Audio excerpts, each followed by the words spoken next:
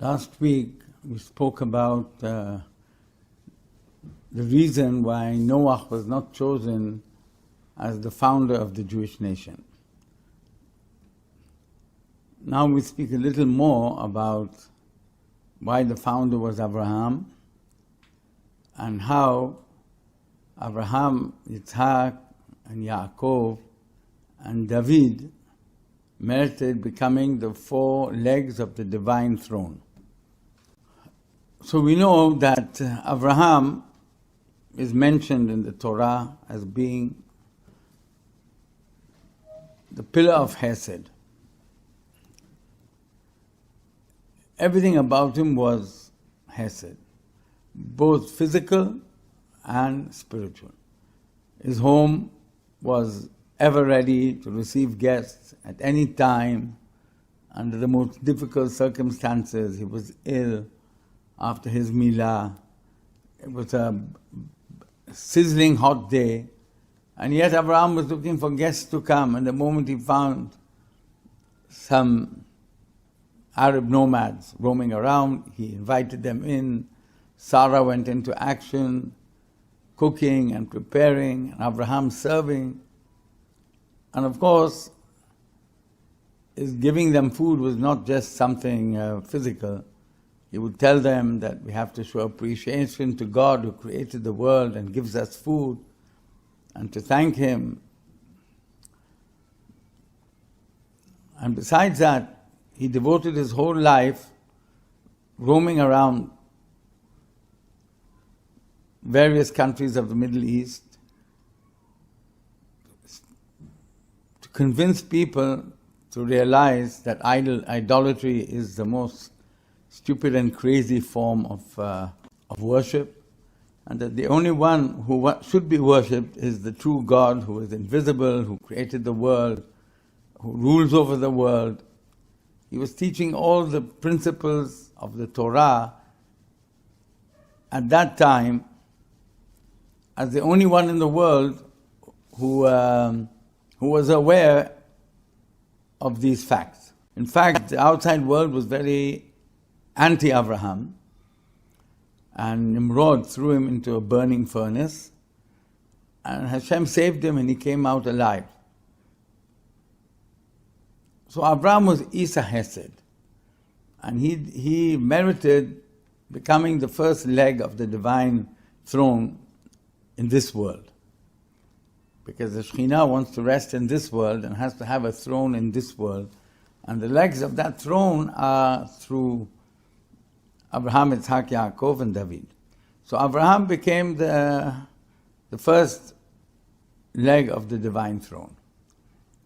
Why? Because of his Hesed. So, if we're looking for examples of Abraham Hesed, like we say, his whole life was Hesed, being kind to others, giving to others, in the material sense, in the spiritual sense, total Hesed. However, in my opinion, his greatest Hesed was concerning Sodom and Amorah. These two evil towns were evil, but not just evil. The law and order in these towns was evil. If you were kind, you would be killed and tortured for being kind, for being hospitable.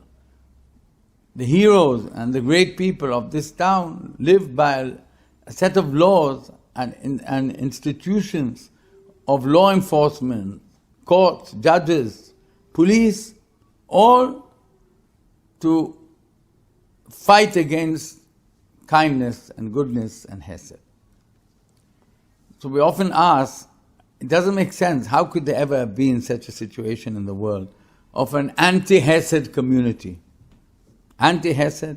Even the most primitive people in the world respect someone who is hospitable and kind and helps. They'll put up a statue or some sort of a memory to commemorate his good deeds. They won't kill him and torture him because he's doing Hesed.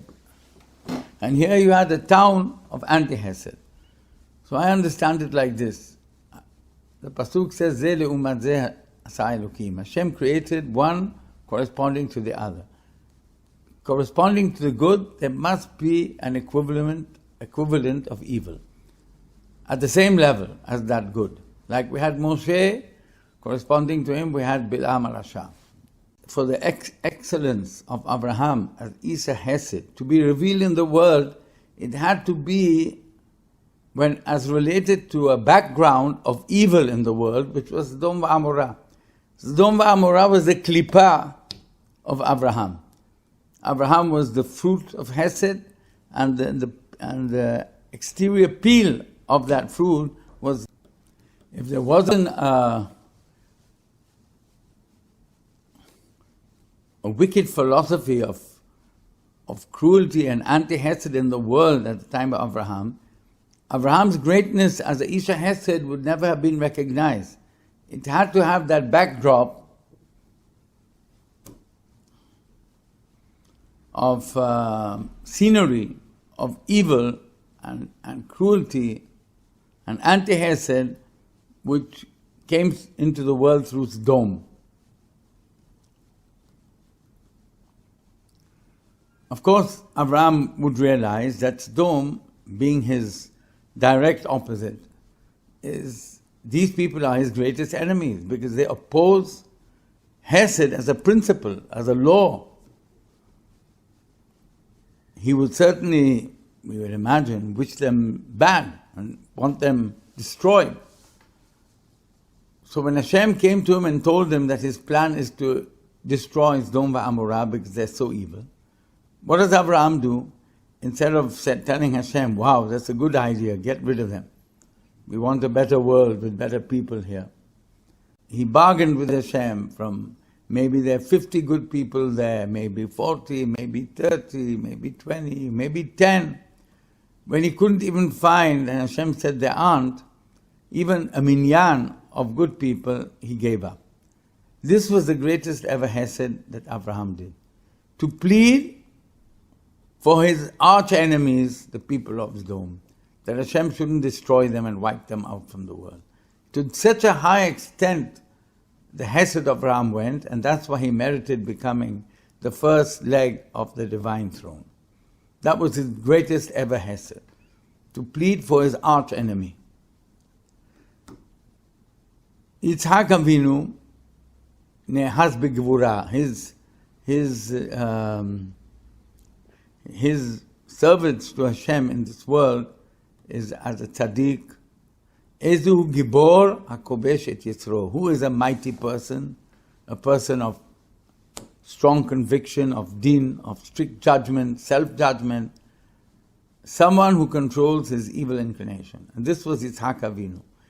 Yitzhak Avinu, compared to Abraham, his life story seems very quiet, very secluded, nothing in the eye of the public, all personal, secret servitude to Hashem in a very deep, profound way, with no publicity and the most quiet and secluded way. That's midat adin, the characteristic of givura, a person who controls his evil inclination. Yitzhak, as a young man, Hashem told his father Abraham to offer him up on the altar as a sacrifice, and he went along ready 100%, ready to die, although he knew that Hashem had promised Abraham that through Yitzhak, the children of Abraham eventually, generation after generation, will become the chosen people. Yitzhak didn't question. Hashem now has a change of plan. He wants to kill him even before he got married, even before he had children. He went along with this, with the divine will. And this was the greatest sacrifice that we can imagine on the part of Yitzhak, using his Ezehu Gibor, HaKovesh et Yitzro, someone who's a true giant, a true strong man, is the one who controls his feelings, his lust, his desires, his wanting for self-glory, for for success, to be ready to annul everything in order to fulfill the will of God. Yaakov, he became the second leg of the divine chariot, the divine throne. And then Yaakov Avinu, his parents tell him go and get married. He went to learn in yeshiva for 14 years, which sounds very strange. When Esau just overheard the conversation of Yitzhak and Rivka speaking to Yaakov and telling him to go and get married and not to a Canaanite girl, the next day he got married with Ishmael's daughter. She's not a Canaanite. So we see how much kivud avoim Esau had. No problem. You don't like Canaanite girls? I've married a daughter of Ishmael. Yaakov went away learning in yeshiva for 14 years. He realized that to build a Jewish home is just not something easy. You have to prepare yourself with Torah and then you can go and get married. And that's what he did. So he was a man of Torah. The power of Yaakov was even that when he slept at the site of the Beit HaMikdash, he inaugurated the Beit HaMikdash to become eventually the seat of the Sanhedrin, the Beit Din HaGadol B'Yerushalayim, B'Lishkat HaGazit. Because this is the power of Torah. So Yaakov was a Ish Tam Yeshev Ohalim. His whole life was sitting and learning Torah. And Torah is Emet. Titen Emet LeYaakov. That was the midah, that was the characteristic of Yaakov, being Ish Emet through the Torah that he learned. So he got the third leg of the divine throne. Now the fourth leg was pending and waiting for many centuries. No one merited it. Till David HaMelech all his life wanted to somehow be able to merit becoming the fourth leg of the divine throne. And he earned it through the Maaseh, which was with Shimi ben Gera. This person, Shimi ben Gera, when David's son rebelled against him and he ran away with a few of his generals protecting him, Shimi ben Gera came up to him and spat at him and cursed him and threw stones on him. And David's soldiers wanted to kill him. He's a Mored B'Malchut, he's rebelling against the king. David, who was Admoni B'Fei Einayim, was a mighty soldier, a powerful person. He was so mighty, with one finger he could have done away with Shimi ben Gera. But he told his soldiers, don't touch him. Hashem amar lo kalel. If he's cursing me, Hashem allowed it to come to be. I accept Hashem's judgment. Sheyeh lekaparat avonot. For sure it will bring me forgiveness for my sins. So this was the greatness of David. And this way we got our great leaders, Abraham, Yitzhak, Yaakov, and finally David, who are those who founded the Jewish nation. Of course, we have to learn from our forefathers. We have to work on our chesed, of being Ba'alei Chesed. That's the trait of Am Yisrael. The first and foremost trait which founded our nation was the chesed of Abraham. And we have to carry on that heritage of chesed, looking for opportunities to be kind to others, to help others, spiritually, materially, and in any way we can, to jump an opportunity to do chesed. And on our own, we cannot say, oh, I'm doing chesed, I'm exempt, I'm working on myself. No. Gevurah, we have to have the strength of Yitzhak to work on our character traits, to work on the perfection of our good deeds, of our learning Torah, that we should be ruling over and controlling our evil inclination, and use that power within us of Yitzhak, which is Gevurah, to do the will of Hashem. And then we have to take the trait of Yaakov, Emet, to learn Torah day and night, but to learn Torah with Emet, with no ulterior motives, not for honor, and not for money, and not out of pride to show off our wisdom, but with humility and with truth, looking through the Torah to arrive at the ultimate truth about the world and our duty in the world. And finally, to be in control of our character traits. We may be red-haired and powerful and a king and strong and a warrior. We can kill giants. But more important than that is being able to overcome our Yetzer Hara.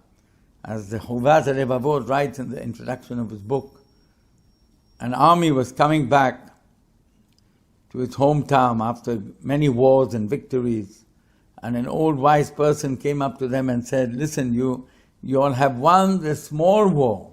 Now starts the big war. How you're going to handle with the evil inside of you, with your interior enemies, your Yetzer Hara, your corrupt character traits. How are you going to work on yourselves and develop yourselves and be strong to overcome all your lusts and desires?